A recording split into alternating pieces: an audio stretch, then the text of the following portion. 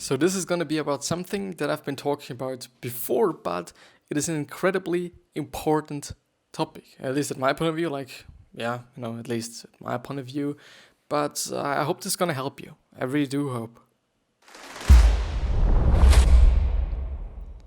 Today, we're actually going to talk about being an individual. And because I'm always saying that we are all individuals, because I think we are all individuals, which is also even the case. Like, it is not just something that I kind of came up with. It is just the case, Nobody of us is actually kind of the exact same as somebody else, Even though they are twins and they're kind of not really exactly the same, but they are kind of the same. They are not. Like, maybe they have the kind of exact same genes or whatever they have, or DNA.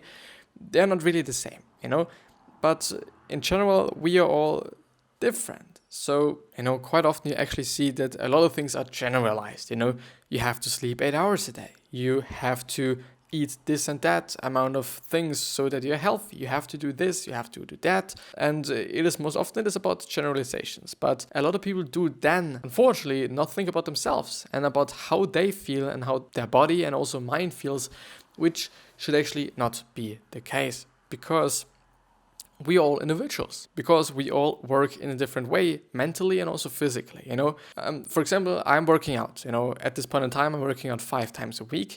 The thing is, some ab exercises I should actually not be doing because I'm having a back issue, quote unquote. Like, I do have some S curve in my back, which means that my lower back is definitely not straight. It definitely is not fucking straight, which leads me to having pain when doing some exercises, some certain exercises like regular crunches and whatsoever, where there's going to be a lot of strain on my lower back, as far as I know at least. Therefore, I should not just be doing them, even though crunches in general might be a pretty good exercises for your abs. They might be, I don't know, I'm not doing them, but there might be a really, really good exercise for your abs, but they're not working for me. They might be working for you just really well, but they are just not working for me. It is what it is. I can't do anything about it. Unless I actually kind of solve my quote-unquote issue that I'm having with my lower back through some surgery, actually. This could actually help somehow. Maybe. I don't know. But also in terms of the things that you're eating. Of course, oats are pretty nice. And of course, oats do just have some good nutritional facts, and of course they have some protein, which is actually a pretty interesting thing. Like, I guess it is kind of the only thing that I can think about besides lentils, actually, that have such a high amount of protein in, and they're still relatively cheap. They're actually pretty cheap, and you can eat just a really lot of them. The thing there is, they're actually bloating me. Like, I'm really getting gassy because of them, and therefore it's they don't suit me. Like, it is for me, I'm not able to eat them. At least not, 10 fucking pounds a day of them. I'm just not able to eat them. It is what it is. I can't actually do anything about it. So I shouldn't maybe eat them, at least not too often, or at least I should be listening to my body, because I am an individual and I might be just different from what any kind of bodybuilding site might be talking about, because oats in general are relatively known as something that is healthy, And of course, it might also be healthy on paper, but if it is not working for me, then it is not working for me. And there might also be definitely something that it is just not working for you, even though studies say, you should be doing it. Other people say you should be doing it. The general government says that you should be doing it, but it is just not working for you. The exact same thing as school. School might just not be working for you. For some people it works, for me it actually works relatively well. It really does work well, also because my mother actually kind of forced me to be a good student, just because it has always been the case in my family, and they somehow think that it is just a really important part, of just being, a person that is smart or whatever. But it doesn't have to be the case. If you're a bad student, it just means that you are a bad student. And it might just don't work for you. Some people learn through going to school, or they're able to learn in such an environment pretty well. And some people are really not able to learn in such an environment. They just like to study at home alone because it just works better for them. Just because they just really are able to memorize things way quicker and way more things if they are alone at home, maybe with their pets, maybe in some certain occasions, situations, or whatever, because school is just not working for them. It might also be about, I don't know, like everything there is in life. There is such a lot of things that are generalized by society, that are generalized by studies, by the government, by other people in your life, by your family, by your friends, by somebody else. But it really does not have to work for you. It is okay, if something is not working for you. And it is even just a pretty good thing if you also notice that. If you notice that some things are just not working for you, because this then enables you to just not do them, to actually not waste the time and try them out and or feel bad because you've done this and you feel gassy in public and you're kind of, stinking like a piece of shit. It is not a really great thing in public to just fart all day long, and I know that. I actually know that, for sure, I'm serious now. I know that. It is really not a good thing, especially if you're in an environment where you can't fart all day long, just because there are other people and whatsoever. It is really not a good thing. And then you should totally avoid certain things that you're eating or certain things that you're doing. And I don't know. The thing is, I've seen a video on YouTube, and you might have also seen it, and it should still be up. It is a pretty nice video, and it is about a 113-year-old guy, and he's smoking a cigar every single day. And this is actually his kind of secret to living a long life, even though on paper, as government says, as research says, as actually also I say, it is not a really healthy thing. It really is not. But it actually seems to be the case that some people kind of are immune to certain things like that. Maybe it is in their genes, maybe it is just something about them, their attitude. It could also be their mind. But they have something which leads them to being able to smoke and still just live a really happy and long and healthy life because they are a certain individual. Again, the individual thing. Yeah, and I don't know, reading books, also a pretty nice example. Reading books, a lot of people say you have to read books. You don't have to be successful. There is just, I guess there's plenty of people that are successful even though they are not avid readers. Of course, there's going to be advantages of reading a lot.